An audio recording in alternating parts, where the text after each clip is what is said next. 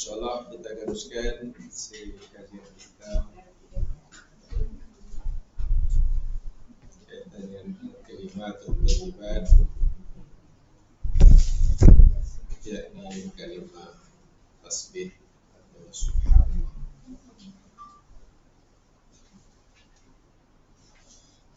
Kita teruskan bacaannya apa yang ada dalam nota itu.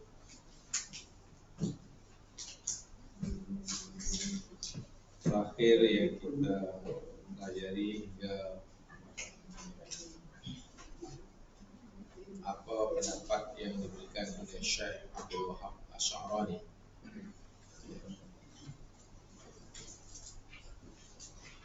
Terakhir yang kita pelajari apa kata Syekh Abdul Wahab Asy'arani. Beliau berkata, at-tasbih wa at-thana' 'ala Allah Ta'ala bil umur salbiyah. Itu terakhir yang kita pelajari. Tasbih adalah pujian ke atas Allah Subhanahu wa Ta'ala dengan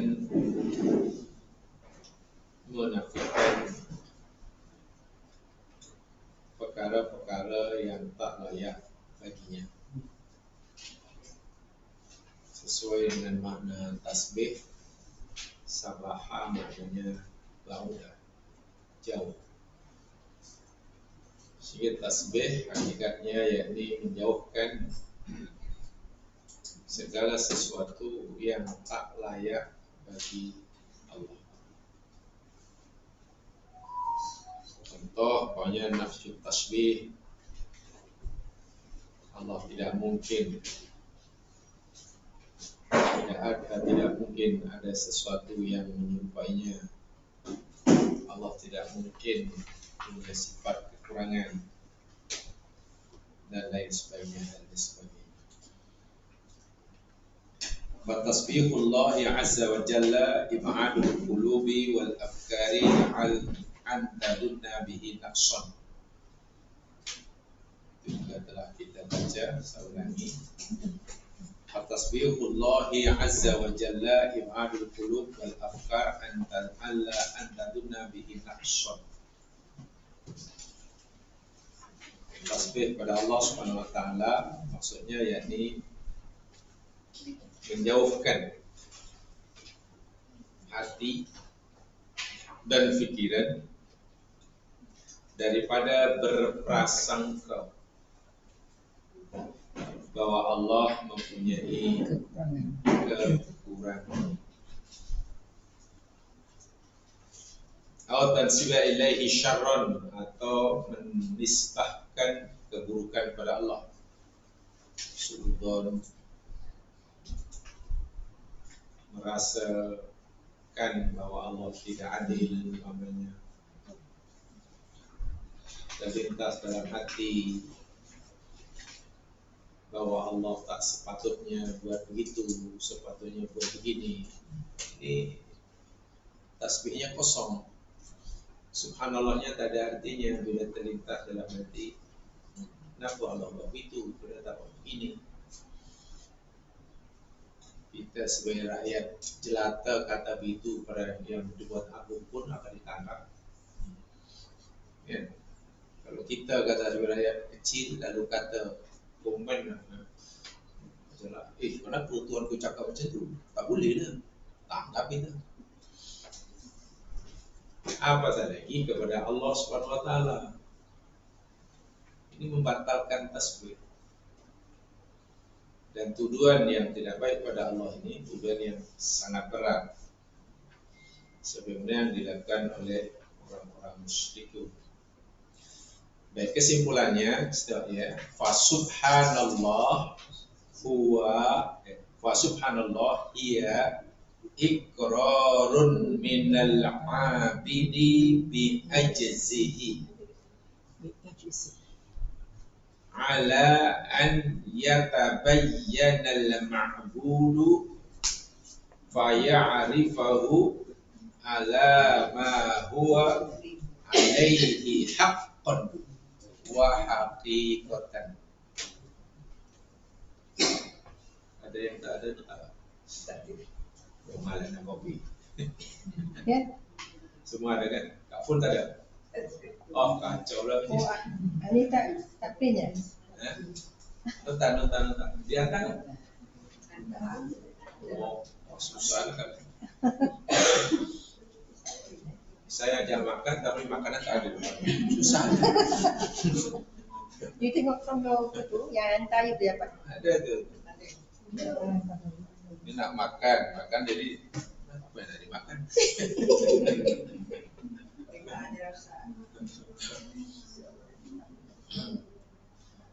Kesimpulannya itu. Ya. Sebab kata kenapa kena ada ini? Karena kata orang Arab ya. Al-ilmu saydun wal kitabatu qaiduhu. Ilmu itu ibaratnya binatang buruan. Berburu. Ilmu itu macam binatang buruan. Orang berburu, dapat usaha, kemudian bawa balik. Qayyid suyudaka bil ibalil wasiqah. Ikat tambat oleh kamu hasil binatang buruan kamu dengan tali yang kuat. Artinya kalau kita berburu, dah dapat, bawa balik, tak diikat, lepas balik deh. Esok buru lagi, tak ditambat, lepas balik. Sehingga kata orang Arab, ilmu itu macam buruan dan wal kitabah, tulisan atau catatan itu tali penambatnya, pendapatnya. Jadi bila tidak ditambat, hilang. Ya, saya bacakan ya. Subhanallah, ia adalah ikrarun, pengakuan. Minal abidi, daripada yang menyembah kita lah.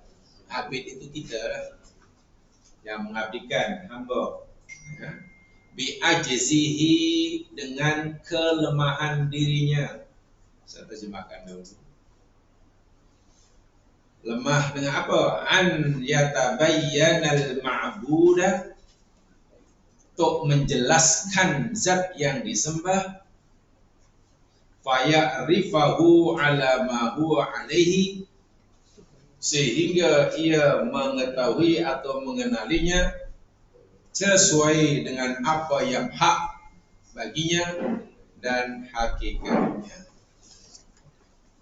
Itu terjemahan harfiah, susah untuk dipahami. Terjemahan yang mudah, yakni subhanallah itu satu bentuk pengakuan kita sebagai hamba akan kelemahan diri kita. Mengakui kelemahan diri, lemah terhadap apa? Lemah terhadap menjelaskan Allah yang kita sembah sesuai dengan hakikatnya. Bermakna tidak ada manusia yang mampu menjelaskan, menerangkan Allah sesuai dengan yang sebenarnya. Tidak ada. Semua manusia lemah. Karena sepandai manapun pemahaman, setinggi manapun pemahaman kita tentang Allah, katalah Allah punya sifat yang maha pengasih, dan kita yakin. Mampukah kita mengukur, menjelaskan seberapa besar kasih sayang Allah? Jawabnya tak mampu. Allah maha bijaksana. Seberapa dahsyat kebijaksanaan Allah, kita tidak berupaya menjelaskannya sesuai dengan yang sebenar-benarnya. Nah, pengakuan kita terhadap kelemahan diri kita untuk menjelaskan hakikat Allah Subhanahu wa taala, itulah makna inti tasbih. Subhanallah, maha suci Allah. Sebab itu kalau kita menjelaskan kata Allah maha adil, Allah tu maha adil, adilnya adil begini. Apakah penjelasan kita ini benar-benar sebagaimana keadaan Allah yang sebenar? Jawabnya belum. Karena belum, kita kata subhanallah. Maksudnya, ya Allah, maha suci Engkau ya Allah. Daripada kekurangan yang hambamu fahami. Jadi pemahaman kita tentang Allah ini sebenarnya masih jauh daripada sempurna. Kita yakin Allah Maha Adil, tapi kefahaman kita tentang keadaan Allah masih jauh daripada sempurna. Kita yakin Allah Maha Bijaksana, tapi kefahaman kita tentang seberapa besar kebijaksanaan Allah masih jauh daripada sempurna. Sebab itu kita kata Subhanallah. Ya Allah, Maha Suci Engkau jika pemahaman hambamu ini belum sesuai dengan yang sebenarnya. Itulah maksud Subhanallah. Itu sebab Subhanallah itu merupakan inti daripada ubudiyah seorang hamba. Bentuk pengakuan kelemahan diri kita. Subhanallah, Subhanallah. Sebab itu ini dah jadi apa yang nanti saya tunjukkan ya. Kenapa kita tidak mampu? Kalau kita tidak mampu memahami kekuasaan Allah, kebijaksanaan Allah, keadilan Allah yang sebenar, maknanya betul. Dosa atau tak dosa? Jika kita tak mampu dan tak akan mampu, bukan tak mampu, tidak akan mampu memahami ya, keadilan Allah, kesempurnaan Allah yang sebenar-benarnya, adakah kita dosa atau tidak? Tidak. Selagi kita mampu. Mampu tak mampu? Allah Maha Sempurna dalam semua sifat-sifatnya. Ya, Allah Maha Sempurna dalam semua sifatnya. Dan kita meyakininya wajib. Yakininya wajib. Tetapi kita sebenarnya tidak mampu memahami Maha Sempurna Allah ini dengan yang sebenar-benarnya. Dosa tak dosa? Tak dosa. Tak dosa. Kalau kita tidak atau kurang meyakini kesempurnaan Allah, dosa tak dosa? Dosa. Alhamdulillah faham. Kalau kita tidak meyakini kesempurnaan Allah, kita berdosa. Tapi kalau kita tak mampu memahami kesempurnaan Allah dengan yang sebenar-benarnya, tidak dosa. Karena apa katanya? Kenapa kita tidak mampu? Ya.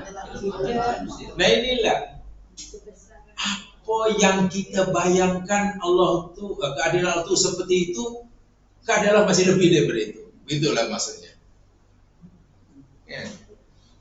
Apa yang kita fahami Allah itu, kasih sayang Allah itu sebesar ini, sifat kasih Allah masih lebih daripada itu. So, macam mana kita tak nak faham dengan betul? Inilah yang dalam bahasa agama Allah itu bersifat mutlak. Sementara akal fikiran yang Allah berikan pada kita ini kemampuannya hanya bersifat nisbi, terhad. Bila orang tidak memahami, menyadari akan kenisbian pemahamannya untuk memahami kemutlakan Allah, ini bahaya. Sehingga lahirlah kadang ada orang yang mengklaim inilah apa yang Allah kehendaki. Itu wakil Tuhan apa-apa kata mereka. Tak boleh. Sehingga menyamakan fahamannya tentang Allah, dia fikir itu Allah yang dimaksudkan oleh Allah. Tak. Situ akhirnya kita serahkan wallahu a'lam, atau kita kata Maha Suci Engkau ya Allah, jika fahaman hambamu ini masih jauh daripada sempurna tentang Engkau. So, subhanallah itu menafikan itu. Jika kita salah, pahaman kita salah, Allah jauh daripada, Allah suci daripada pemahaman kita yang salah. Itu maksudnya. Baik, saya buat satu contoh pokoknya. Allah Subhanahu wa taala adalah Rabbun. Rabbun maknanya Rabbul Alamin. Ya Tuhan yang memelihara, yang mencipta, yang menjaga, yang mentadbir, yang mengaturlah. Dan Allah itu bukan hanya Rabbun Nas, tapi Rabbul Alamin. Bagaimana selain Allah apa? Kalau Allah Rabb, maknanya Allah apa selain Allah? Sadar seperti ini kena ada ya. Kalau silap nanti mana kita tasbih kita terceder. Ya, Allah Subhanahu Wa Taala, katalah Allah itu sebagai Rabbun Alamin, bukan Rabbul Jin saja, bukan Rabbul Malaikat saja, Rabbul Alamin. Bila Allah Rabbun selain Allah, apa namanya? Daripada kalimat Rabb, isim maf'ulnya. Isim maf'ul daripada Rabbun. Isim maf'ul. Marbu.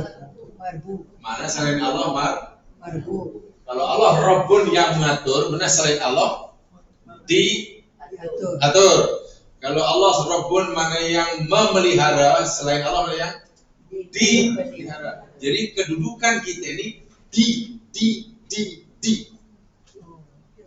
Ya. Kalau Allah itu Rabbun mana yang yang menjaga, maka kita ini selain Allah yang diperbu.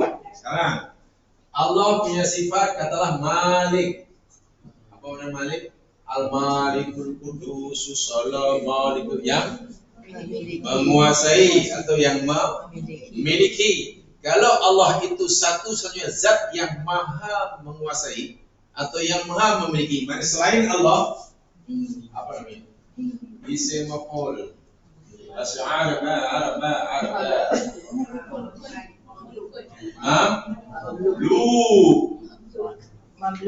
Mamluk mana yang di? Kalau Malik yang menguasai, mamluk yang dikuasai. Kalau Malik yang memiliki, mamluk yang dimiliki.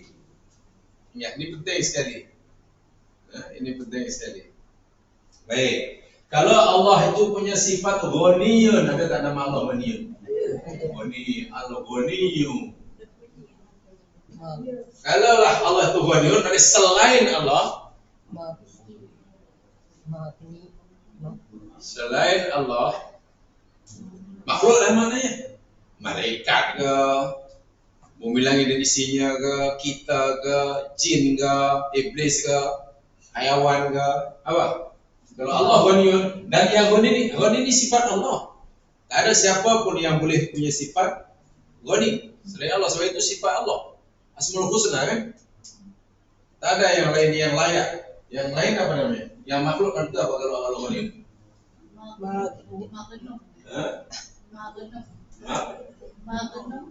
Magnu bahasa Myanmar.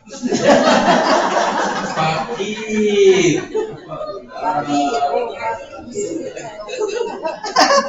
Nah, kalau Magnu itu bahasa Myanmar.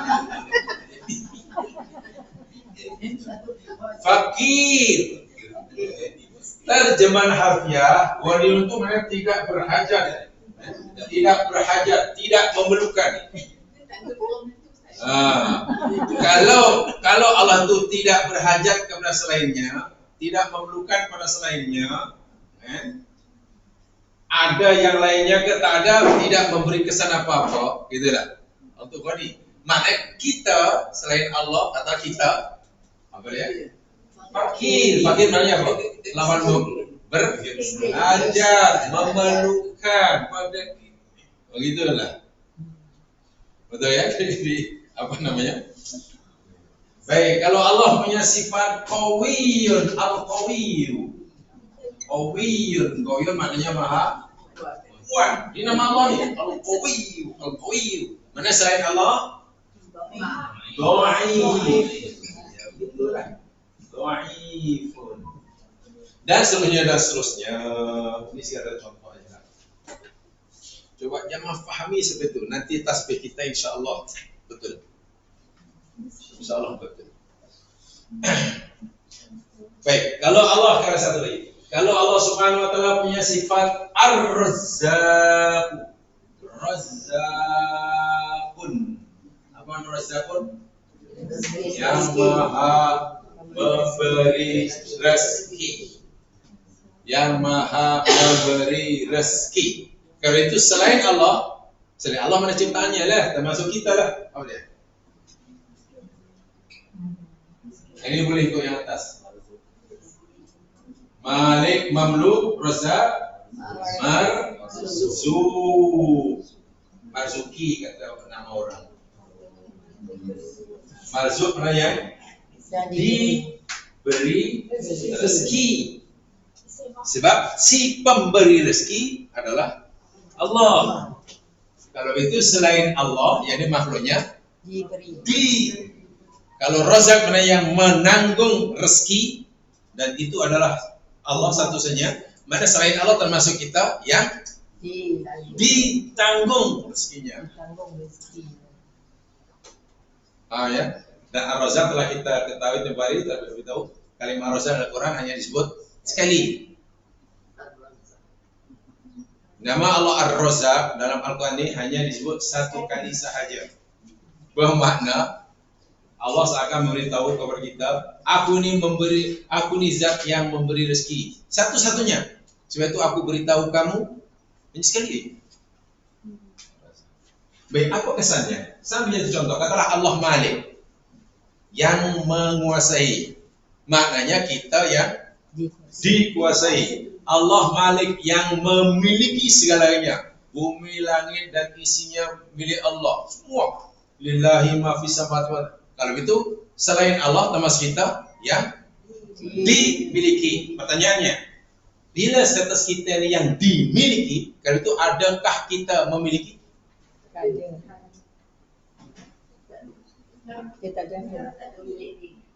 Agama kita mengajar kita ini kedudukan kita yakni mamluk, dimiliki. Kalau itu adakah kita punya sifat memiliki? Tidak ada, betul? Karena kita dimiliki. Pertanyaan kedua, kalau kita ini sudah dimiliki, kita ada hak untuk merasa memiliki? Adakah kita merasa punya hak untuk memiliki?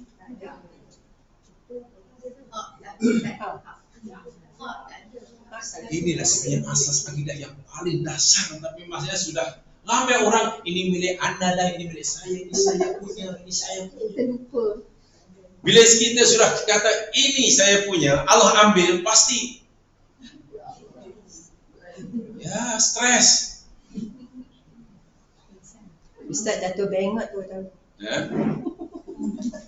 Saya punya kesimpulan begini ya. Tolong ingat ya, kesimpulan saya bab yang kedua ini memiliki ini. Saya yakin tidak ada orang yang ingin sengsara hidupnya, kan?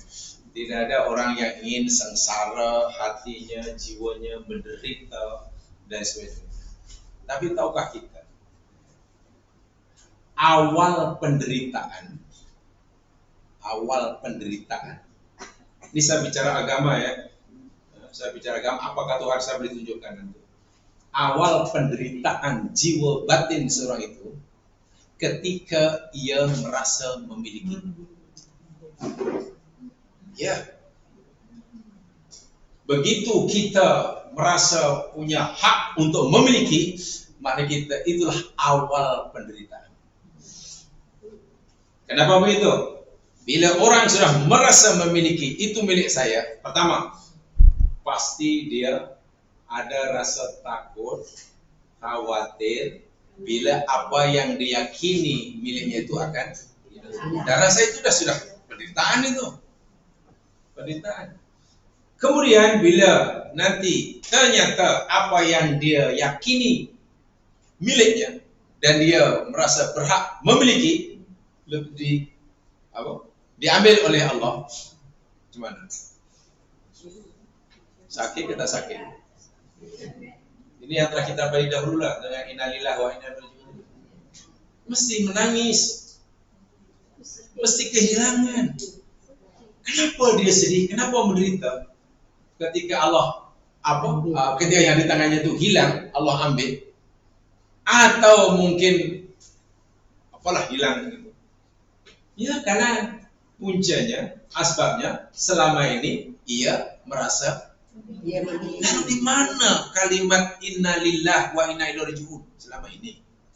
Di mana ayat yang selalu kita baca lillahi ma fis samawati wa ma fil, mana hilangnya kalimat itu? Wah, selepas sholat sentiasa baca lillahi ma fis samawati wa fil ardi. Kita ikrar, ya Allah, segala yang di langit dan di bumi, ya Allah, termasuk diriku ini, ya Allah, termasuk diri adalah milikmu, ya Allah, milikmu. Betul, kamu mengakui betul, ya Allah. Jadi apa yang jadi milikmu, ya Allah, tak punya, tak ada apa-apa, ya Allah. Allah menyuruh kita supaya kita tidak merasa memiliki, tapi hendaklah kita merasa dimiliki. Begitu orang merasa memiliki, tahu tak siapa sekalian? Kita sudah kurang menyucikan Allah. Karena zat yang memiliki hanya Allah. Al-Malik itu sifat Allah. Kenapa tiba kita berkongsi kepemilikan? Mungkin orang begitu ini. Kalau kita tak memiliki, kalau ini bukan milik saya, kalau ini bukan milik saya, lalu kenapa Allah begitu? Ya mas sekalian, semua milik Allah. Dan Allah berikan pada kita bukan untuk kita miliki. Ingat itu, bukan untuk kita miliki. Tapi Allah berikan pada semuanya ini untuk kita manfaatkan. Allah izinkan kita untuk memanfaatkannya, bukan untuk kita miliki. Pemiliknya tetap Allah. Ibarat kita lah, dibagilah apa oleh orang lain, bagi kereta lah. Nih kereta ini milik saya. Saya bagi sekarang serahkan pada awak untuk awak manfaatkan, memudahkan awak bergerak sana sini. Tapi pemilik kereta ini tetap saya. Bila rusak nanti saya akan betulkan. Bila tayar botak saya akan ganti. Bila minyak habis saya akan isi. Kata pemiliknya tu. Sekarang saya serah pada awak, ini kuncinya. Tapi ingat, saya serahkan bukan untuk awak miliki. Saya bagi awak untuk awak manfaatkan sesuai dengan kehendak saya. Kalau awak gunakan untuk sini boleh, ke situ boleh. Tak boleh ini, saya tak boleh. Saya izinkan. Bila kita menggunakan milik orang lain tadi sesuai dengan keizinannya, kita pula nanti bila dah cukup masa, kata berapa lama macam ini, 3 tahun, kita diberi upah pula tu. Diberi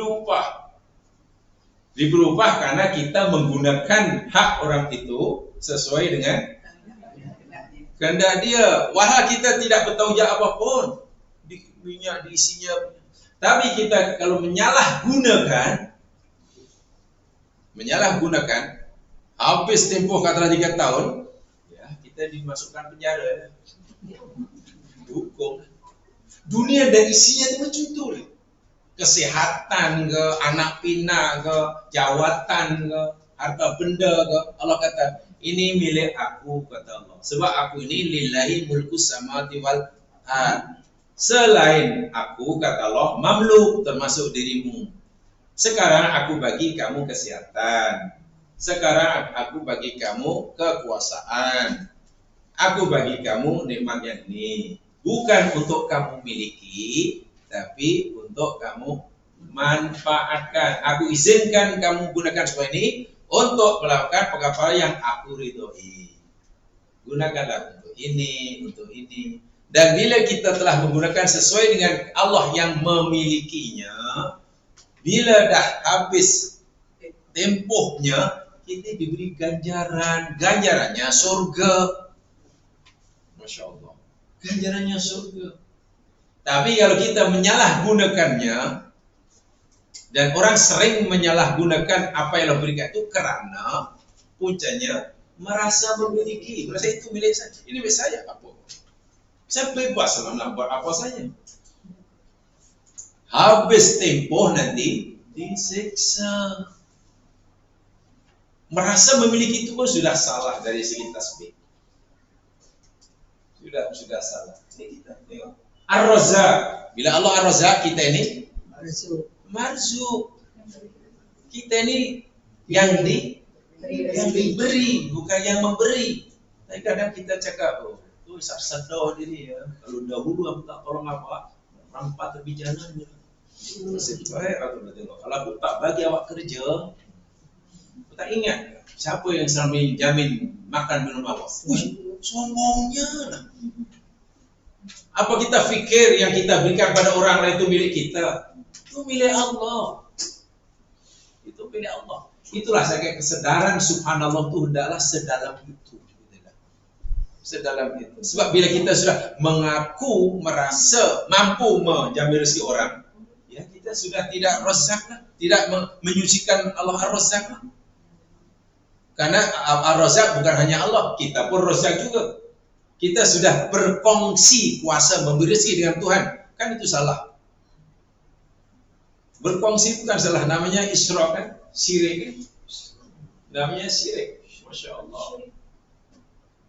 Ilmu demikian juga. Malaikat yang hebat itu pun menyadari la ilma lana illa ma 'allamtana. Itu hakikatnya manusia ini tidak punya apa-apa. Itu yang kita pelajari dahulu dalam asrarul hawla la haula wala quwata illa billah. Asrarul istirja inna lillah. Itu sangat dalam sekali. Itu sangat dalam sekali. Sehingga punca penderitaan hidup, awal penderitaan hidup ketika orang merasa memiliki. Itu cara Allah supaya orang bahagia, ditarik apa yang dimiliki Allah yang selama dimilikinya. Macam mana nanti sikap orang itu bila Allah ambil apa yang jadi miliknya. Kalau dia protes, ya menderita.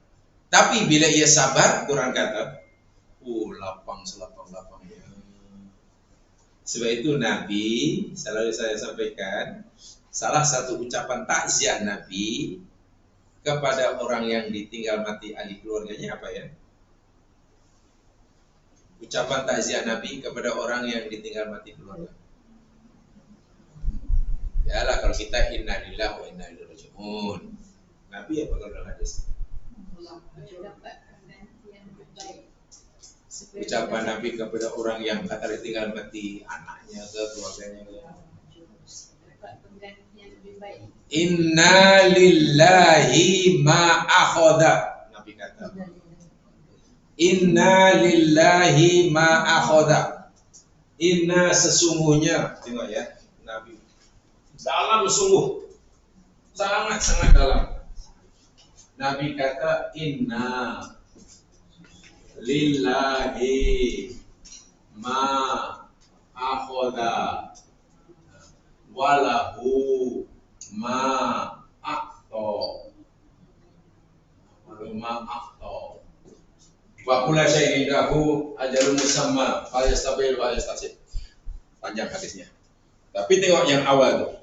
Inna, Nabi pergi takziah kepada sahabatnya yang dimati oleh saudaranya, anaknya. Lalu Nabi kata, Inna lillahi ma akhadha. Cik atau sahabatku, puan ke tuan ke, inna sesungguhnya lillahi bagi Allah ma akhadha apa yang Allah ambil. Sesungguhnya Allah telah mengambil apa yang jadi miliknya. Ada orang ditinggal mati anak, lalu Nabi jumpa orang tuanya, pakcik ke makcik, sesungguhnya Allah mengambil apa yang jadi miliknya. Maksudnya apa itu? Maksudnya anak yang diambil itu milik orang tuanya atau milik Allah? Milik Allah. Bila Allah mengambil apa yang jadi milik Allah, adakah orang itu kehilangan hakikatnya? Kehilangan atau tidak? Tidak. Kenapa tidak kehilangan? Milik Allah. Karena Nabi beritahu Allah mengambil apa yang miliknya. Kenapa awak merasa kehilangan? Bila ia sedih karena merasa kehilangan sesuatu, apa kuncinya kalau itu? Tapi kenapa dia sedih? Kita kata apa kehilangan? Apa punya? Karena selama ini merasa memiliki. Itulah puncanya. Awal penderitaan yakni ketika orang merasa memiliki. So itu Nabi kata ketika diambil anaknya mati, Tuan, jangan sedih. Allah telah mengambil inna sunyadillah bagi Allah. Maaf apa yang Allah mengambil apa yang miliknya. Jadi Puan tidak kehilangan siapa-siapa. Mungkin orang tuh, tapi ini selama ini, lah aku bagi kamu bukan untuk kamu miliki, itu milik aku. Aku ambil, kenapa kamu bingung? Coba dalam tak dalam makna hadis Nabi ini? Dalam sungguh. Jadi Nabi bukan mengajar untuk difahami di sini, terus dalam hati. Kemudian tengok, walahu ma'aqa. Dan bagi Allah itu apa yang Allah berikan. Apalah yang milik itu, jadi milik Allah, bukan milik kita. Coba tanamkan itu sebab. Nanti kan Allahu Akbar, tenang setelah hidup ini. Tenang dan tasbih kita jadi sempurna. Baru sahabat tadi, oh iya. Wa kullu syai'in indahu ajalin musamma, kata Nabi. Dan segala sesuatu itu Allah dah tetapkan ajalnya. Ajal maknanya tempoh tamat. Allah bagi kamu anak ini. Anak ini milik Allah karena Allah yang cipta. Tapi berapa lama anak ini berada di jagan kamu, Allah kata adalah masa. Masanya, ajalnya. Nah sekarang dah tiba masanya, Allah ambil dah. Jadi tugas kamu, kewajiban kamu, kata Nabi, falitasbir, sabar. Wal yahtasib, wal tastalif, dan kamu mohonlah ganjaran. Jika kamu selama ini menjaga pemberian Allah ini dengan betul, mintalah ganjaran kepada Allah. Sabarlah kamu. Kenapa Nabi suruh orang itu bersabar? Ya karena mungkin orang itu hatinya bergoncang, ingin marah, ingin menyesal, ingin tak puas hati. Kenapa apa yang jadi miliknya diambil? Mungkin. Tahan perasaan kamu itu. Jangan kamu teruskan rasa apa yang tidak dapat di kamu, bahwa apa yang ada di kamu dirampas. Allah tidak merampas. Allah ambil. Ada orang datang ke rumah kita, tiba-tiba saya tak ni nampak kereta kicap yang ini lah, motosikal. Saya nah gimana? Awas ada tidak itu. Kan motosikal letak di luar rumah kita. Kita pun ya. Ya makanya supaya kita jagalah kalau tepi jalan tidak dicuri orang. Petang hari datang ke rumah kita ambil lagi motosikal. Akhirnya kita sedih, kecewa atau ini motosikal saya. Kenapa kita dengan begitu lapang melepaskan, membiarkan orang itu ambil motosikal? Karena kita dari awal lagi tidak merasa memilikinya. Sebenarnya hati itu hanya perlu diajar seperti itu. Tiap pukul 7 pagi adalah mak bapak antarlah anak dia ke nursery. Sebelum dia pergi kerja, hantar anak ke nursery. Jadi pak anak dulu di nursery sebelum pak kereta di kapal. Nursery pun jaga kan? Jaga ini ya namanya kalau makan akal lapor nanti bagi makan, dahaga bagi minum, kotor dimandikan. Petang hari pukul 5 sudah mulai ada seorang demi seorang orang tua datang ambil anak. Seronok nursery. Kalaulah tuan punya anak yang mak bapak tadi puas hati dengan penjagaan nursery tadi, ya nanti nak bayar upah tiap bulan tu seronok lah. Ada upah karena dia menjaga kan? Menjaga. Baik, petang hari pukul 5 atau pukul 6 seorang budak tadi ambil orang tuanya. Akhirnya pengusaha nursery ini sedih ataupun happy, dia ambil seorang. Apalagi tuh yang mak bapak berterima kasih ya, terima kasih sekarang sudah mandi air. Sedih atau happy? Bagaimana jika hingga pukul 9 malam masih ada seuang belum diambil? Itu bangga semana. Kenapa seuang demi seorang anak itu diambil keluar? Walau selama 1 hari dia menjaganya. Tak sedih bahkan gembira. Apa sebabnya? Kenapa hilang malah gembira? Karena tidak merasa memiliki. Penatnya itu nanti ada upah. Nah ini penat lagi juga. Menjaga amanah Allah itu penat. Mensia-siakan amanah Allah pun penat juga. Betul tak? Betul. Beribadah itu penat. Buat jahat pun penat. Jadi kalau saya penat tak masuk akal. Kan lebih baik penat dapat pahala daripada penat dapat. Jadi belajar kepada mentality Nasri. Apa? Coba sekali belajar kepada tukang parking itu, juru parkir. Ya duduk di pondok tuh kan. Pada kita masuk bagi tiket bayo kan mesti bayo kan, pakai yang bayo. Dan dia tak kisah baginya dapat kita masuk tu Jaguar ke, yang masuk tu kancil bubu ke. Tak kisah. Bagi dia serupa je. Mau kita mahal ke kita elok ke. Yang penting bayar kan ada jaga. Makin banyak pakai serupa. Dijaga. Tanggung jawab. Bila nanti kita tu satu persatu keluar, diambil. Agar tu pakai sedih atau gembira. Sebab ni pakai ni pukul 7 petang tutup. Pukul 8 sudah masih ada. Mana ni? Kenapa dia tak gembira, tak sedih ketika satu persatu kereta keluar? Yang keluar tu ada Jaguar, ada Ferrari, kalau yang keluar tu kancil buruk, dapat cepat keluar. Dia tahu itu bukan miliknya. Jadi itu tadi saya kata awal penderitaan jiwa seorang ketika orang merasa memiliki. Sedangkan Allah kata, Malik itu aku, kamu mamluk. Macam mana kita mamluk tiba-tiba ada perasaan memiliki? Begitu ada perasaan memiliki, habis. Di samping kita sebenarnya sudah mencemar subhanallah kita. Kan Malik itu hanya sifat Allah yang maha memiliki. Bila kita juga merasa ada hak memiliki, mana kita sudah berkembang dengan Allah, merampas hak Allah. Yang dalam bahasa akidahnya menyekutukan Allah itu termasuk itu. Kan menunjukkan sifat Allah tuh. Allah ghaniyun, kita fakir lah.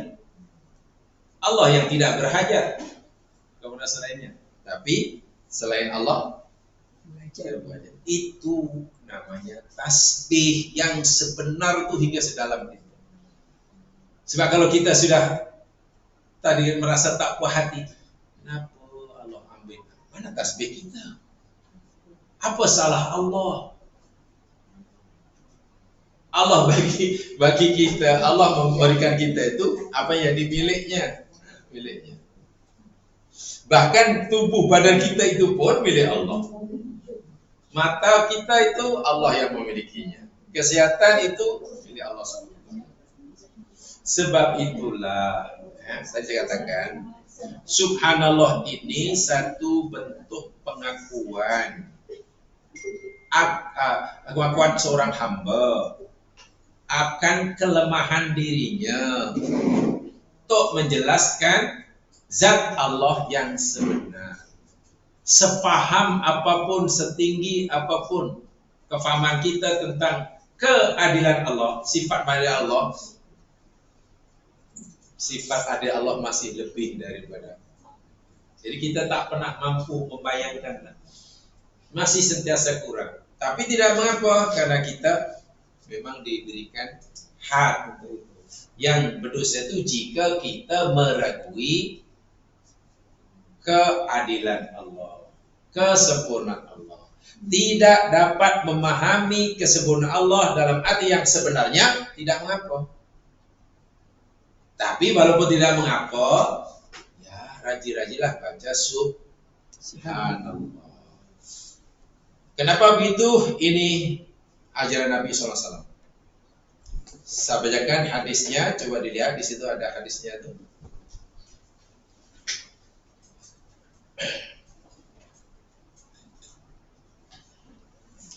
Jadi hadis daripada Aisyah radhiyallahu anha.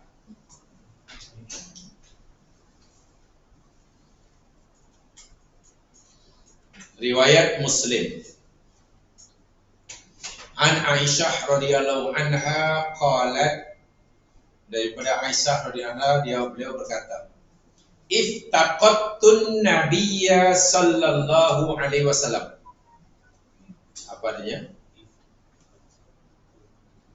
Ittaqattun nabiyya sallallahu alaihi wasallam. Apa artinya? Aku kehilangan Nabi sallallahu alaihi wasallam data lailatin pada suatu malam ketika aku tidur, ketika Rasul berada di rumahku, aku terjaga, aku kehilangan Nabi. Tengok sebelah Nabi dah tak ada. Itulah maksudnya. Fatahassastu. Lalu aku coba cari-cari ya. Tahassasa. Cuma mencari-cari ya waktu itu bukan ada elektrik seperti sekarang.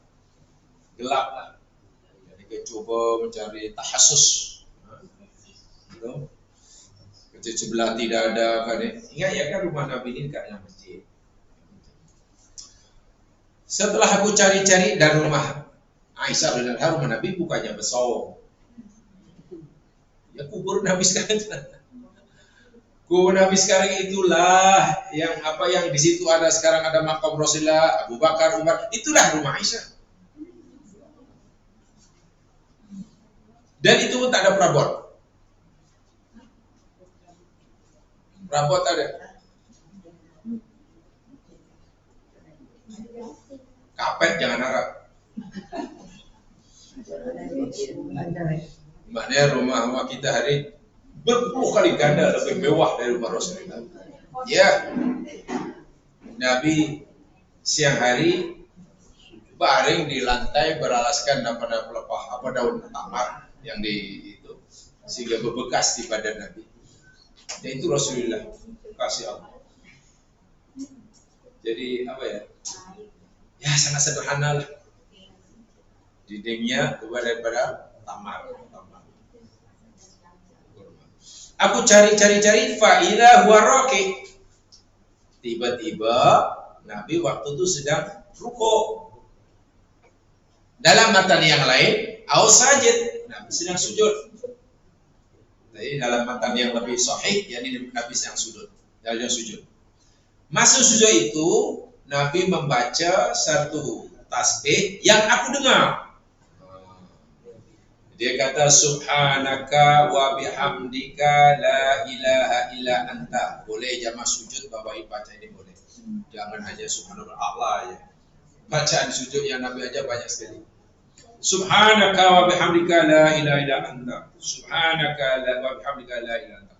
Maha suci Engkau ya Allah. Dengan segala puji-pujian bagimu ya Allah.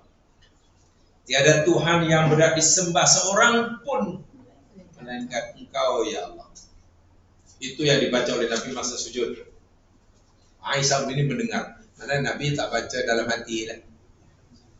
Wa fi riwayatin, dalam satu riwayat, ketika aku cari kata Aisyah, fa waqa'at yadi, maka tiba tanganku menyentuh ala babni qadamaihi. Aku lalu tanganku pula menyentuh, memegang, yakni telapak kaki Nabi. Mana Nabi sedang sujud, kalau sujud mananya tawakalnya kan berdiri kan, diberikan macam tu. Aku terpegang kedua tapak kaki Nabi, wa huwa fil masjid. Dalam satu riwayat, yakni waktu Nabi berada di masjid, karena masjid Nabi Muhammad dengan masjid itu ayat berhimpit ya, keluar tidak sampai. Wa huma mansubatani. Dalam keadaan kedua tapak Nabi ini sedang didirikan. Mansub itu bukan lawan marfu. Jangan wahwa mansubat ini kan majrurun nih. Nasabah itu maknanya tegak. Nasabah. Dalam apa? Surah Al-Wasiyah apa tuh ya?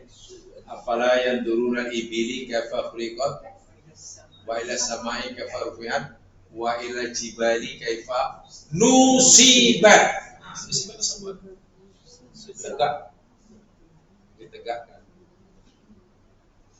Atau dalam surah Al-Insyirah fa idza faragta fansab. Fa idza maka apabila faragta engkau habis selesai melakukan satu tugasan, jangan rehat. Allah kata fansab. Fansab itu berpenat-penat untuk melakukan suatu perbuatan hingga berjaya. Jadi dalam agama ini selepas buat satu kerja, buat lagi satu kerja lain, buat lagi gitu. Jadi kalau ikut Al-Quran itu ada rehat. Rehat dalam bahasa Melayu tidak ada Al-Quran. Sebab rehat dalam pengertian Melayu budaya dengan rehat bahasa agama ini lain. Kalau rehat bahasa Melayu apa ya? Rehat ialah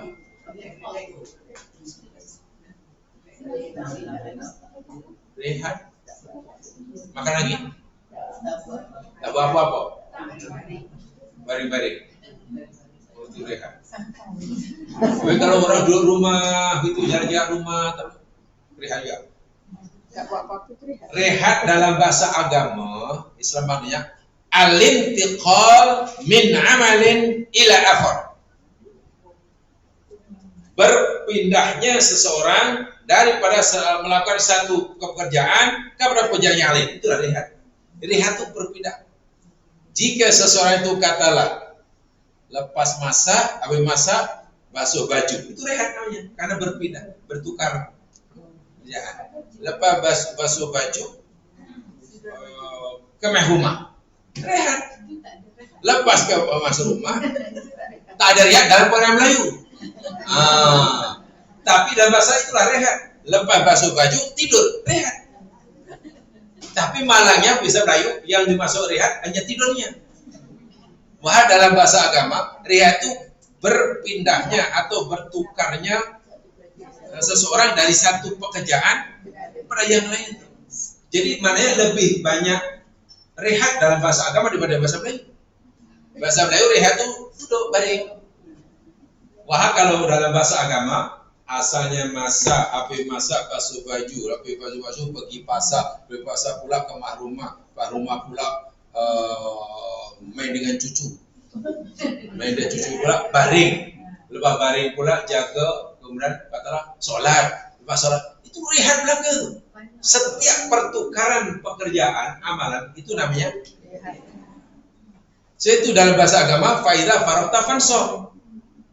Bila kamu lepas melakukan satu pekerjaan, fansor, buat lagi hingga berjaya. Apabila buat lagi. Karena kita memahami Al-Quran itu dalam pikiran Melayu, ya lari.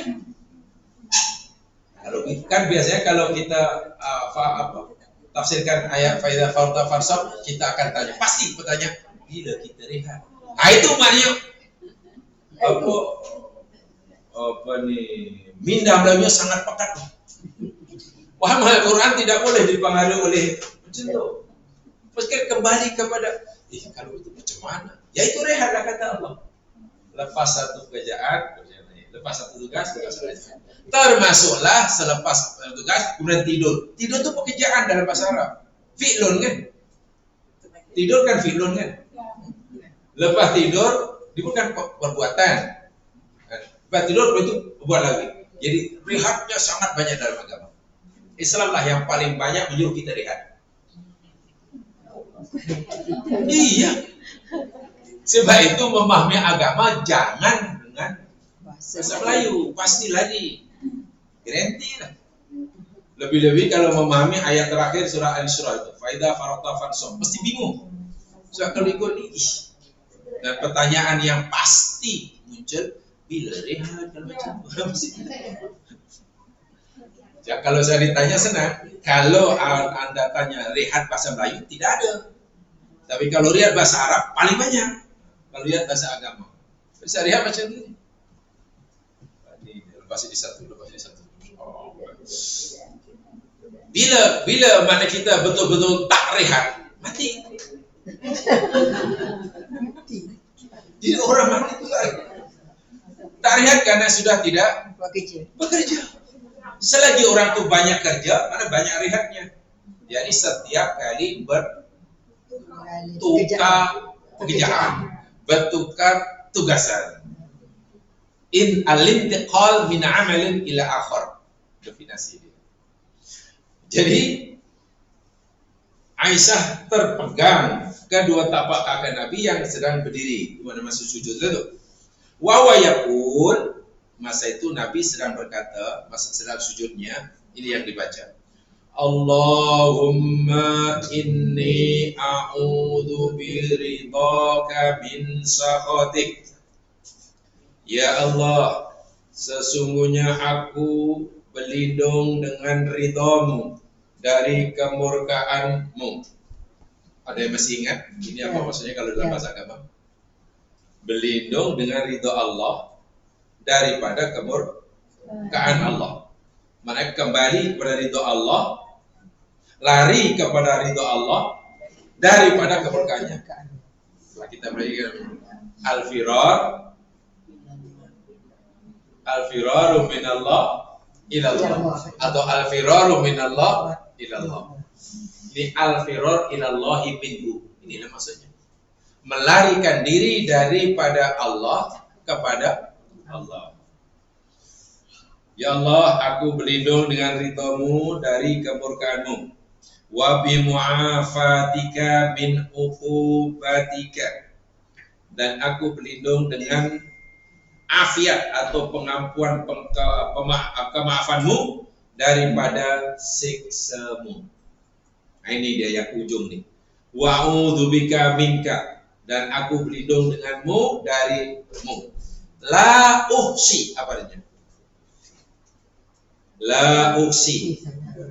Aku tidak dapat menghitung, mengira, apalagi mengagak atau apa aja lah. Hambamu ini ya Allah, la nusi, kami tak dapat mengira, menghitung. Fanaan akan puji-pujian alaika ke atas engkau, kama athnaita, sebagaimana engkau memuji atas dirimu. Apa maksudnya agaknya? Nabi kata, ya Allah, diriku ini tak mampu ya Allah untuk memberi puji-pujian kepada kamu sebagaimana pujian-pujianmu kata dirimu sendiri. Kalaulah engkau suruh aku, sekarang Nabi kata begitulah, ya Allah, kalaulah engkau suruh aku memberi pujian kepadamu sebagaimana pujian yang engkau berikan pada dirimu sendiri, tak mampu lah ya Allah, tak boleh. Mungkin kemampuan hambamu memujimu ya Allah sehari semalam baru 1000. Mungkin katalah. Sedangkan pujianmu kata dirimu berbilion, kami tak mampu. Mungkin pujian hambamu kepadamu hanya setakat macam ni. Sedangkan kau memuji dirimu lebih itu. So mana Nabi mengakui apa ni? Kelemahan dirinya dalam memuji Allah. Itu Nabi merasa tidak mampu. Sebab itu sebelum Nabi ucapkan ini, Nabi kata subhanak, maksudnya ya Allah, jika sekiranya puji-pujian hambamu ini masih jauh daripada sempurna. Jadi hakikatnya tidak ada manusia yang mampu memuji Allah dengan pujian yang sebenar-benarnya. Tidak ada seorang pun yang mampu mengetahui seberapa besar kasih sayang Allah yang sebenar-benarnya. Itu sudah menjadi adab ulama-ulama dahulu. Setiap kali bicara tentang Allah atau Allah, pasti dia akan bertasbih.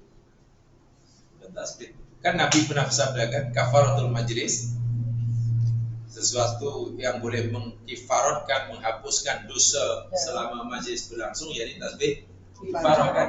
Kenapa? Karena boleh jadi ketika dalam majlis tadi cerita tentang Allah, cerita tentang agamanya, tidak sebagaimana masih jauh daripada yang Allah kehendaki, tapi kita tak mampu. Bila masih jauh daripada kekurangan, kita sucikan Allah. Ya Allah, Maha Suci Engkau, ya Allah.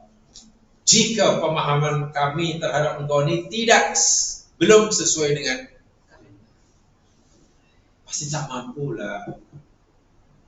Sedangkan sama manusia pun mungkin kita tak mampu tuh, ya. Mungkin kita mampu. Atau ini yang di ujungnya ada amatan yang lain. Subhanaka Maha Suci Engkau, ya Allah.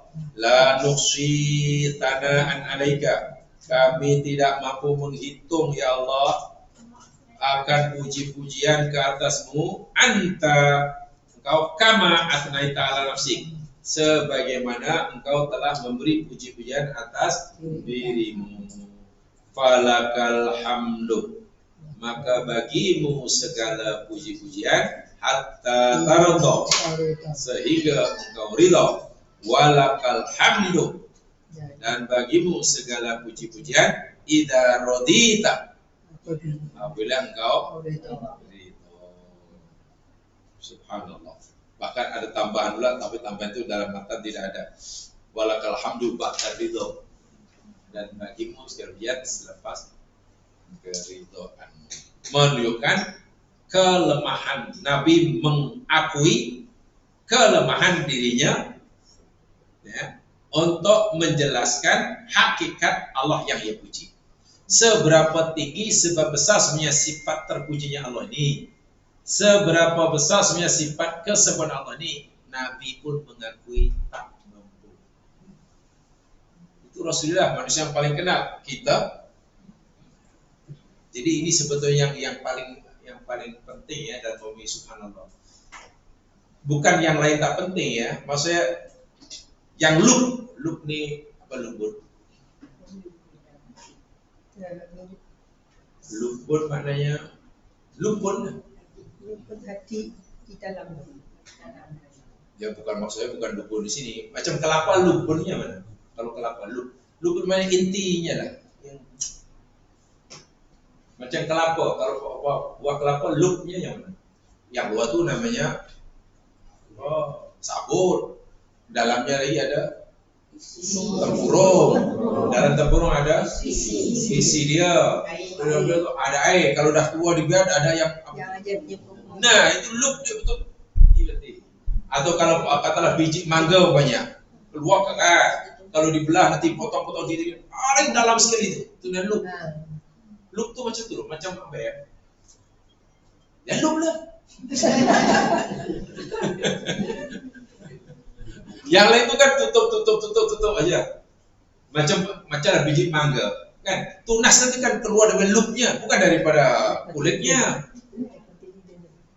Karena kan disapu. Nah, tasbih itu juga ada lub, gitu lah. Lubnya ini lah, lub tasbih.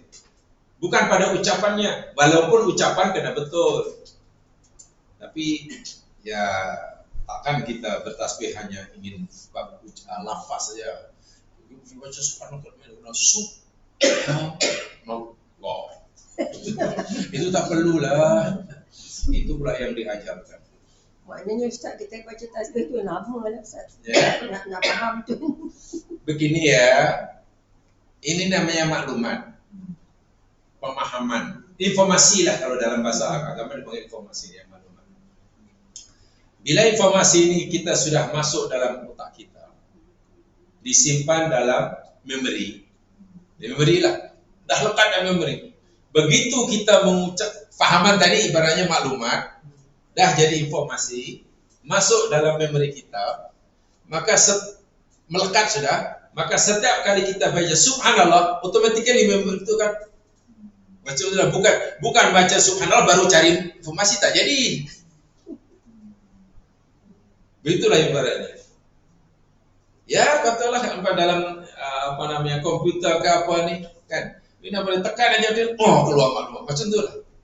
Sebab itu sebelum mengucapkan Allahu Akbar, katalah yang maknanya Allah Maha Besar, kita mesti sudah punya maklumat dalam memori otak kita tentang kebesaran Allah. maklumat tentang kebesaran Allah karena sudah ada dalam kepala kita, dalam memori kita. Begitu lidah ucap Allahu Akbar, maklumat terbayang. Jadi kita akhirnya dapat merasakan kebesaran Allah tadi. Jadi kita merasakan, bukan baca Allahu Akbar baru nak cari Allahu Akbar, cari Allah itu Maha Besar. Akhirnya bukan kebesaran Allah yang dia fikir, karena dalam memori belum ada maklumat kebesaran Allah. Karena bila belum ada, orang baca Allahu Akbar pasti akan pertama memikirkan makhrajnya. Allah. Dua harokat kan 6 harokat. Kalau dua harokat niat belum masuk. Belum masuk. Allah. Masa Allah Akbar itu bukan ingat Allah, masanya nak masukkan fardunya, makna kiblatnya. Macam mana sholat macam itu? Atau mungkin Allahu Akbar lalu ingat apa terjemahnya? Bukan begitu. Sebab selalu saya katakan ya, dahulu pun kena kita pelajari sama. Zikrullah di zaman sekarang. Zikrullah, zikir, menyebut nama Allah. Yang benar, yang betul, yang dituntut itu yakni al-lisanu, lisan. Mutarjimul qalbi. Menterjemah apa yang ada dalam hati. Itu zikir yang betul. Bukan al-qalbu mutarjimul lisan. Bukan hati menterjemahkan apa yang diucapkan. Kebanyakan kita mungkin masih baru peringkat itu. Tak apalah, kena belajar. Allahu Akbar, Allah Maha Besar. Allahu Akbar, Allah Maha Besar. Allahu Akbar, Allah Maha Besar. Ya, bukan begitu.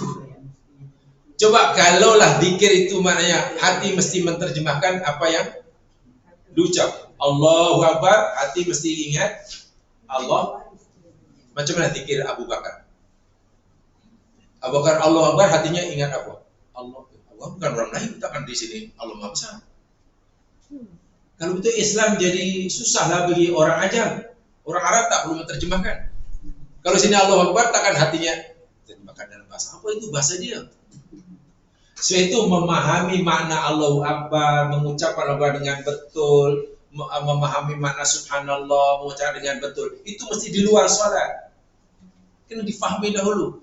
Biar di luar sholat kefahaman kita tentang kebesaran Allah. Kebesaran Allah itu sudah kita faedah, masukkan dalam otak kita, simpan dalam memori kita. Bila masa kita menjawab Allahu Akbar, otomatis akan keluar. Sehingga yang terbayang kebesaran Allah. Ibarat orang nak sholat Allahu Akbar itu, dia yang dirasai kebesaran Allah yang hendak disembah. Dan salah satu tanda bahwa orang itu menghayati kebesaran Allah ketika menyebut Allahu Akbar, bila ia menyadari dan merasakan betapa kecilnya dia. Ini Allahu Akbar yang diingat bukan. Itu akhirnya kalau Allahu Akbar 2 harokat rasanya tidak sah nanti niatnya, sebab niat belum masuk semua. Sebab kena fardu zuhur, menghadap kiblat, 4 rakaat, adaan kerana Allah, makmum, banyaknya. Jadi Allah, belum masuk. Iblis datang, belum masuk. Itu baru masuk zuhur. Adaan belum masuk. Allah, baru masuk 3 Iblis akhirnya Allah. Dahlah bacaan tajwidnya pun salah.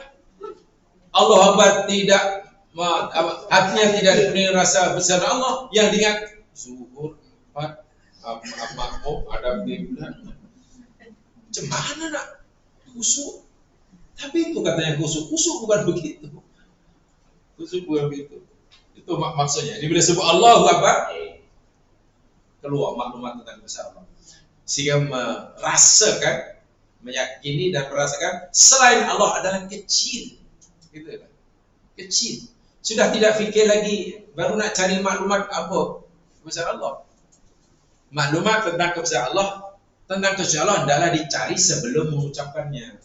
Ya, contoh sekarang ini, sehari kita sedang mencari maklumat, informasi untuk menambah informasi dalam memori kita tentang sucian Allah dan tasbih. Bila kita sudah masukkan dan kita yakini, kita lekatkan, nanti bila sebut Allahu Akbar, ibarat komputer, tekan aja keluar maklumat. Macam itu. Sehingga apa ya? Dalam sholat kita bukan hanya melibatkan tangan dan kaki, badan, bukan. Nah, semua jaringan saraf kita sepatutnya dilibatkan. Bila tubuh sudah dikuasai oleh kebesaran Allah, ya pastilah. Karena setiap sel ibaratnya merasakan kebesaran Allah, yang pasti menjadi khusyuk. Ini contoh ya, bagaimana Rasulullah SAW mengakui ketidakmampuannya atau kelemahannya menyucikan Allah, memuji Allah, dengan sama dengan pujian Allah atas dirinya. Tak mungkin. Akhirnya Nabi kata, ya subhanallah. Subhanallah. Contoh lah jamaah sekalian. Sering saya berikan contoh yang mudah. Sama betul tidak, tapi mungkin memudahkan pemahaman. Katalah sultan yang kaya raya. Sultan yang kaya. Mana sultan yang kaya? Brunei. Kalau Thailand lebih kaya. Thailand lagi kaya. Ya, Thailand aja lah yang Buddhis ya kita contoh kan. Nah, Raja Thailand kaya raya, lebih kaya dari Sultan Brunei. Kalah Raja Arab. Lalu dia katalah meraihkan menyambut ulang tahun cucunya umpamanya. Wow, buat pesta luar biasa lah. Ya, nama raja paling kaya. Cucu 1 tahun disambutnya dengan mewah. Dan semua kerabat memberi hadiah. Semua kerabat hadiah. Apa agaknya hadiah sultan terkaya pada cucunya? Agaknya hadiah 9 ulang tahun pertama. Apa hadiah? Wah, mungkin dibagi hadiah cucunya pulau. Ataunya bagi hadiah pulau. Tuannya bagi hadiah apa umpamanya? Yang hadiahnya memang mewah-mewah, besar kan, sesuai dengan kedudukan cucu raja kan, cucu raja, mana bukan sembarang cucu nih. Tiba-tiba kata Sultan Raja Thailand, arahkanlah rakyat Thailand yang miskin di selatan Thailand. Wahai rakyat beta, berilah hadiah kepada cucu beta yang sedang nih. Berikan ucapan tahniah sesuai dengan kedudukan cucu beta yang akan memberi tahta suatu hari nanti. Katalah Raja Thailand bagi pada rakyatnya yang miskin di selatan Thailand. Apa jawab rakyat Thailand? Jawabnya kan kalau disuruh itu. Berilah hadiah sesuai dengan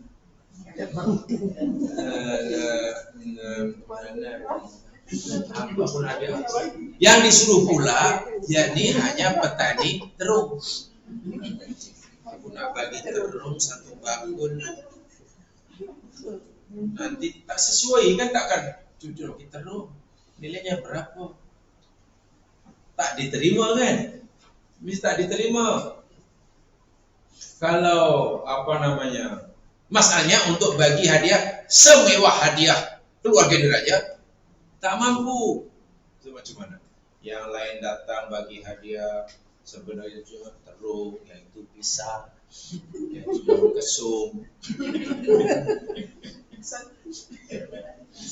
Masalahnya itu aja yang mampu, cuma mana coba? Jadi serba salah kan? Tapi rajanya kata, kamu mesti bagi hadiah ikut kemampuan kamu. Kata macam tu. Seru kan? Pasti tak apalah, kami hanya inilah pisang 1 tandan. Wah, pikul. Tak dibungkus pula tu. Tak dibungkus, datangnya pula pakai alat. Dia orang miskin. pakai t-shirt dan suhadah koyak, tak pakai kasut datang ke istana. Akhirnya dia cakap, maaf pula tuanku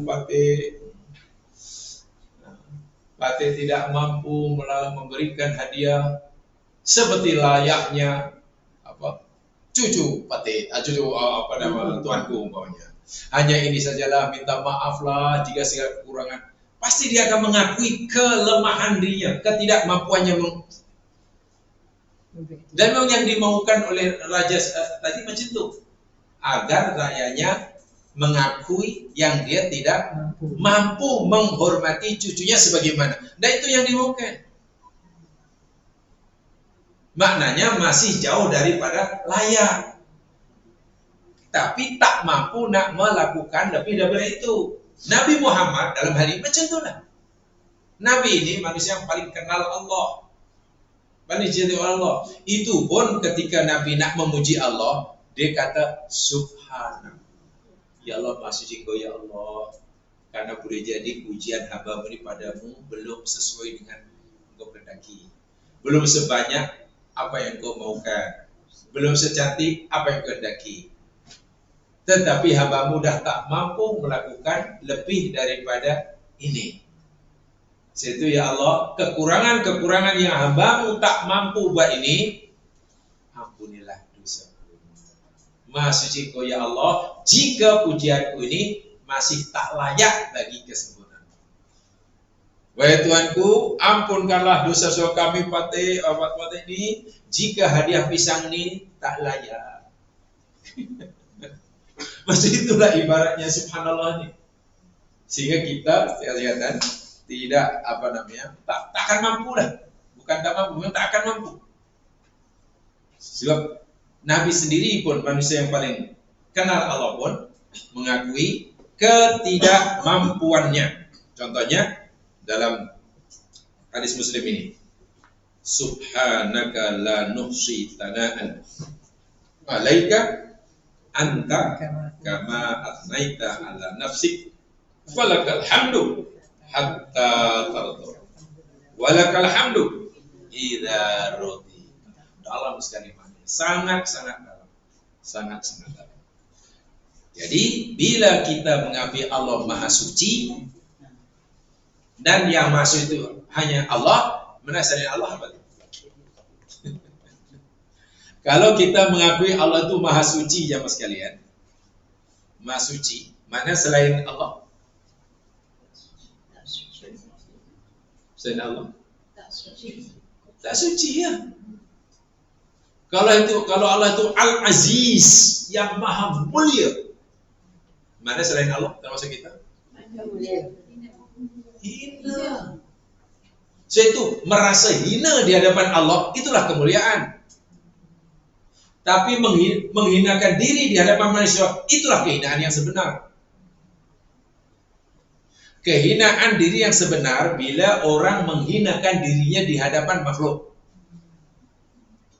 Sementara menghinakan diri di hadapan Allah, itulah kemuliaan yang sebenar. Bisa atau seruput? Man tawaddu alayya, siapa yang tawaddu merendahkan dirinya ke atas aku, kata Allah, arfa'u, aku akan angkat. Pelik ya. Siapa yang merendahkan dirinya kepada Allah, Allah akan angkat derajat. Sebenarnya siapa yang merendahkan dirinya terhadap manusia, menghinakan dirinya, Allah akan hinakan sehina. Saya itu menghinakan dia manusia apa? Dia manusia tidak boleh, haram hukumnya. Haram. Menghinakannya bukan tawadhu. Jangan disamakan. Nanti salah pula.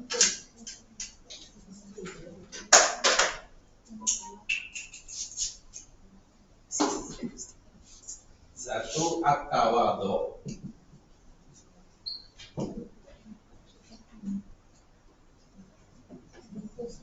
Atau abdi'ah.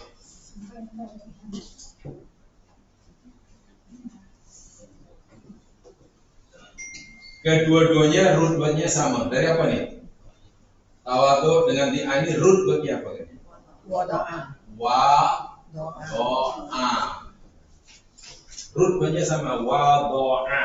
Maknanya meletakkan, letak di bawah. Masdar wadoa ini di'ah. Macam wasola yasiru silah. Tawadu. Tawadu itu terpuji. Sifat yang terpuji, tawadu. Jadi orang yang tawadu. Lawannya takabur kan? Tapi di'ah itu tercela. Di'ah itu tercela. Saya tidak tahu bahasa Melayunya apa. Tawaduk merendahkan diri. Rendah diri itu rendah hati.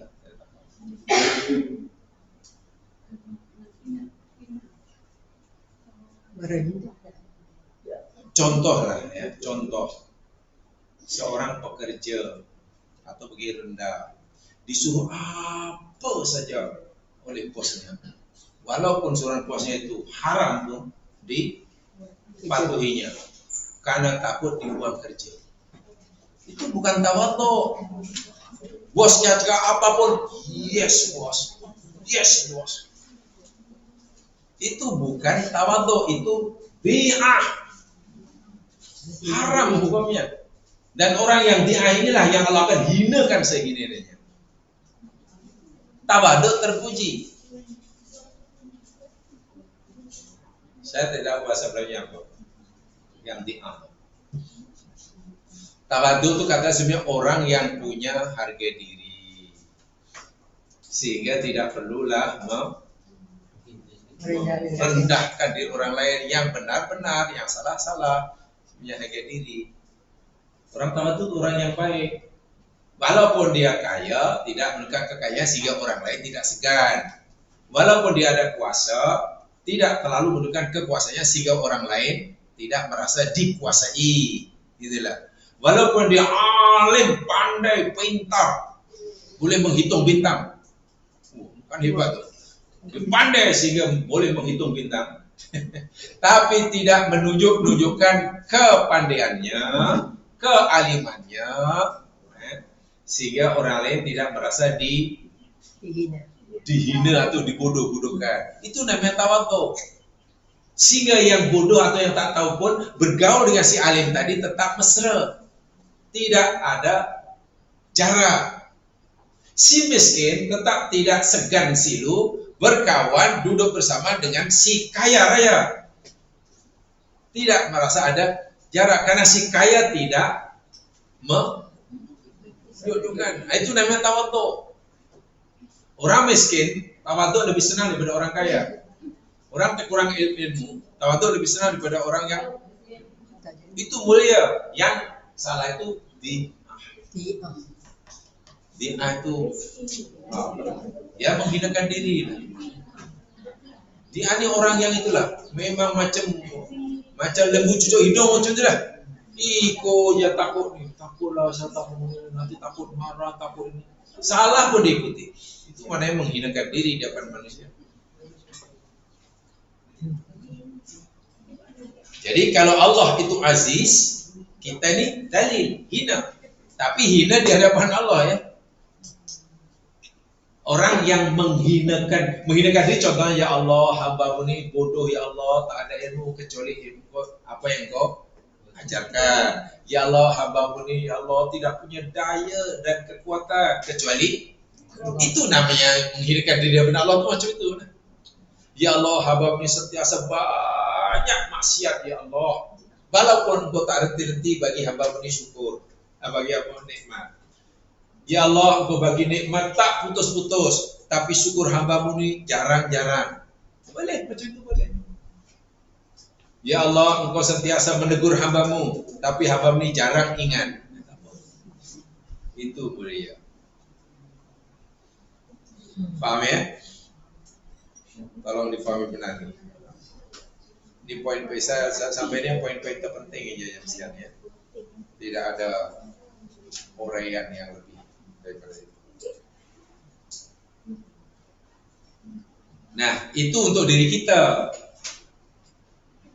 Selanjutnya, kalau kita melihat sesuatu, mendengar sesuatu, melihat sesuatu, atau apa sajalah, di mana suara yang kita dengar, perbuatan yang kita lihat itu adalah mencemar nama Allah, tidak menyucikan Allah. Kita adalah ucapkan subhanallah. Ada orang katalah, macam mana ya orang tu, walham, masya Allah, bapaknya baik, rumahnya pun dekat masjid, tapi kenapa dia jahat macam tu? Banyak kan? Setakat itu mungkin kita belum apa-apa. Tiba-tiba kawan jawab, iyalah, maklumlah Allah kan, kata saya Allah. Kalau Allah bagi hidayah, baiklah dia. Dia jahat itu karena Allah belum bagi hidayah. Terpulang Allah lah. Katalah, ucapan tu nampak macam betul kan? Ya itu terpulang Allah lah. Allah belum bagi hidayah. Nanti bila Allah dah bagi hidayah, baiklah budak itu. Sekarang Allah tak bagi hidayah, belum bagi hidayah. Seakan-akan dia tak baik itu kerana Allah kan? Bukan. Maknanya orang cakap itu sudah tidak menyucikan Allah. Itu dosa itu. Jadi kalau kita dengar ucapan itu, kita subhanallah, subhanallah. Buat kawan sihat afiat. Cuma sihat, alhamdulillah sihat. Macam mana ya umur dia boleh sihat? Tengok umur awak ni sebenarnya tak. Ni. Dah biasanya tak lah kita, tapi awak semua ni masih boleh panjat pokok kelapa umpamanya. Iyalah, saya sehat pasal gagal makan. Saya rajin, cukup tidur, rajin makan. Saya rajin exercise. Saya hari jalan 10 km. Balik rumah naik turun tangga 15 kali. Sehat lah. Jadi pasal saya jaga sehat lah. Lain kali jumpa lagi minggu depan juga nampak macam letih. Sihat lah. Mana boleh tak sihat? Minggu lepas ya, macam tak sihat? Ya boleh takdir. Takdir macam mana? Dah takdir. Allah dah kena tak sihat lah. Apa boleh buat? Seakan-akan ucapan itu betul. Kita yang dah faham subhanallah, cepat kita ucapkan subhanallah, maha suci Allah. Mana maha suci Allah daripada apa yang kamu dakwa itu. Masa Allah bagi kamu kesihatan, kamu klaim itu usaha kamu. Sekarang Allah kehendaki kamu sakit karena perbuatan kamu salahkan Allah. Itu kan yang baik dikata usaha ini. Bila benar tak baik, kan orang asam punya ucapan. Katakan subhanallah. Ini penting sekali sebab itu lubbul ubudiyah. Ingat. Ibnu Qayyim kata subhanallah itu lubbul ubudiyah. Lub pengabdian seorang hamba. Maknanya apa ya? Inti ya. Inti. Lub itu inti lah. Ibarat biji tadi yang paling dalam tuh, bukan kulitnya, bukan. Jadi sangat-sangat patutlah dia dipakai kalimat thayyibah di dunia, diamalkan di akhirat pun nanti masih berlaku kalimat thayyibah. Al-baqiyatus sholihatu di akhirat pun masih diucapkan. Subhanallah, alhamdulillah, Allah Akbar masih. Salat di akhirat dah tak ada dah, mati pun dah tak wajib salat. Tapi kalimat ini baqiyat. Baqiyat mananya? Berkekalan. Ya.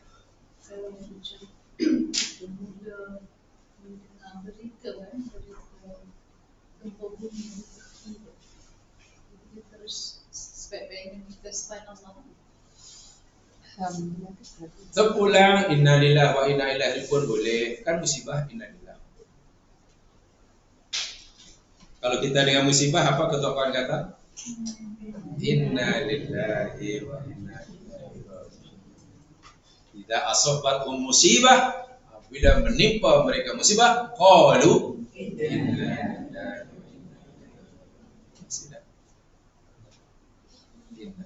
wa inna ilaihi raji'un. Hanya selepas innalillah kemudian kita berfikir gini, alangkah bertuahnya lah kepada mereka yang ditimpa musibah dan mati, bagi mereka yang masa hidupnya, masa sehatnya dimanfaatkan untuk beramal. Maknanya mati itu menghentikan mereka daripada kepenatan beramal soleh. Mati macam itu syahid. Patut kita iri. bertuah sungguh lah orang mati dalam keadaan dah sempurna imannya. Itu rahmat Allah tuh. Itu tanda kasihnya Allah. Dan betapa rugi dan celakanya lah orang yang nanti musibah yang kematiannya sementara semasa hidupnya melakukan banyak ya. Jadi itu boleh kita lihat dari sebagai nikmat sekaligus sebagai azab terulang. Tidak semua yang mati itu diazab. Dan tidak semua yang mati itu diberi nikmat. Katakan anak-anak yang mati. Kan itu syahid itu termasuk surga itu.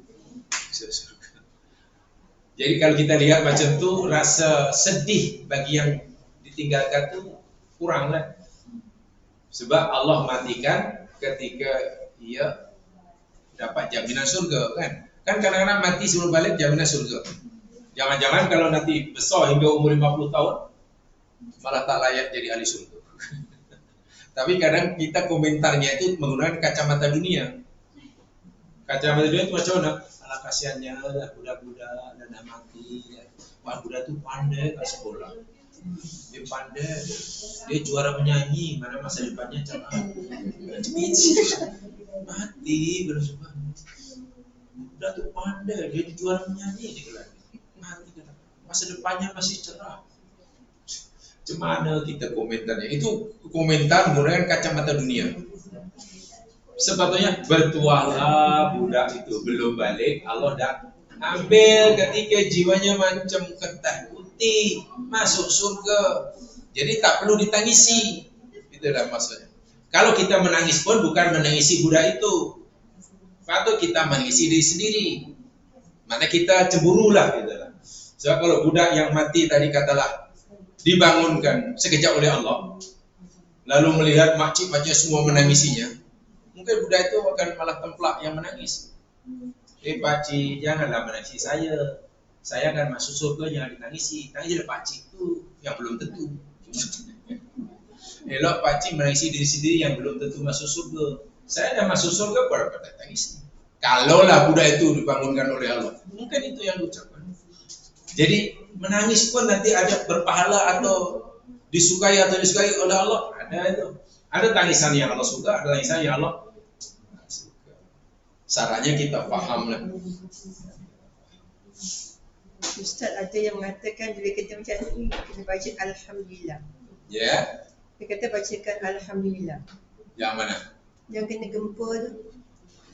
Itu saya katakan, tak kira lah orang yang tiba musibah tsunami ke tanah runtuh ke gempa ke rumah terbakar ke apa saja lah. Ya. Tidak semuanya ia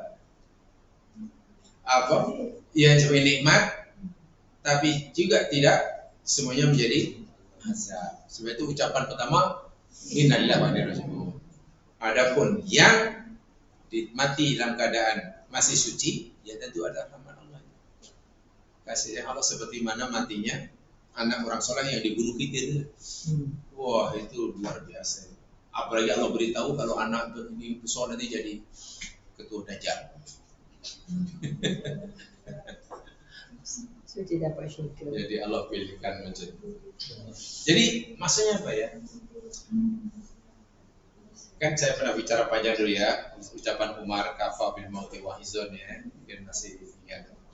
Jumat malam kafa bil mauti wa izon. Memadailah, mencukupilah kematian itu sebagai pemberi peringatan. Tidak ada pemberi peringatan yang paling sempurna, paling lengkap, paling baik kecuali kematian. Mati itu sebab kematian itu memberi kita ingat. Hanya terpulang pada kita cerdas atau tidak menangkap peringatan kematian. Walaupun kematian itu tak boleh bercakap, tapi peringatan sangat dalam. Orang yang menjadikan kematian sebagai penasihat hidupnya pasti berjaya. Dan Umar pernah menjadikan kematian itu penasihat hidupnya. Sebab mati tak pernah bohong. Nasihat kematian tak pernah bohong. Wallahu alam. Itu yang tasbih kifarah dan surah Al-Asr. Subhanakallahumma bihamdika asyhadu an la ilaha illa anta astaghfiruka wa atubu ilaik. A'udzu billahi minasyaitonir rajim. wa tawassaw bil haqq wa tawassaw. Assalamualaikum warahmatullahi wabarakatuh.